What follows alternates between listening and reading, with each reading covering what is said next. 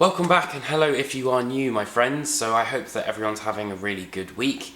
This week I'm going to be talking about a band that are, even though very, very old, definitely at the vanguard of thrash metal in 2020. Testament are among the real thrash metal elite, and the band are returning this year with their brand new album, Titans of Creation.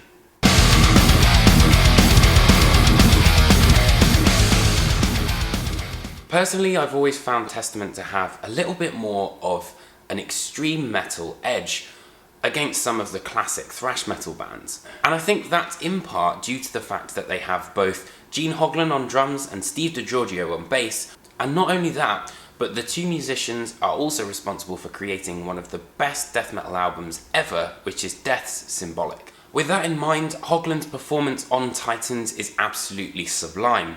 It's full to the brim with energy and overflowing with power. On second track, World War III is without a doubt a standout and shows his dexterity behind the kit. DiGiorgio, where it's concerned, makes sure that that bass is anchoring the classic riffs of Testament as seen on the album opener, Children of the Next Level. And it's here that the band really show that clever use of dynamics that they're so good at implementing.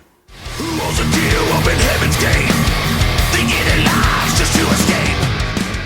However, there are more experimental sounds that are put forward on City of Angels where bass is concerned. The song is kind of a lot more slow and has almost like a Black Sabbath Doom style riff in the middle section. As much as Titans of Creation is very much classic Testament, I'm talking the New Order levels of energy, there's also an incredible amount of experimentation that lies on the album. The song Symptoms, which really sees Testament's sound being pushed a little bit further out forward. With that in mind, of course it wouldn't be a Testament album without mentioning Eric Peterson and Alex Skolnick's absolutely insane guitar playing.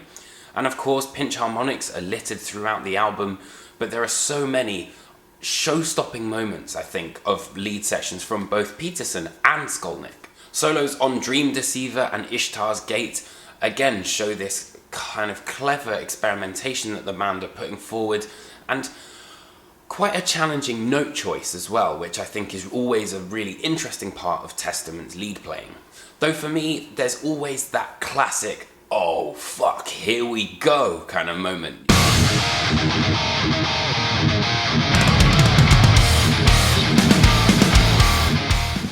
However, the one sort of negative I would say is that the end of the album isn't quite as strong as where it begins. The beginning is incredibly tight with a lot of the songs kind of really packing a punch, but then I feel that the record does kind of run out of steam a little bit. There are little nods to, the classics of the New Order, such as Catacombs, which is the 2-minute little outro, just this little instrumental piece, which I did kind of like as well. However, make no mistake, this is Testament at their most deadly.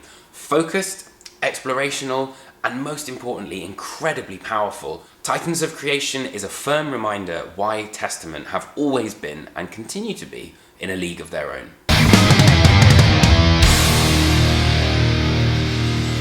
So, thank you so much for watching this album review. I hope you enjoyed it. I also do an Instagram live piece every day where I basically talk about one of my records that I've picked out for the day, and I'll be doing that up until I run out of records. Thank you so much for watching, and hopefully you tune in next week. Be safe, and I'll see you soon.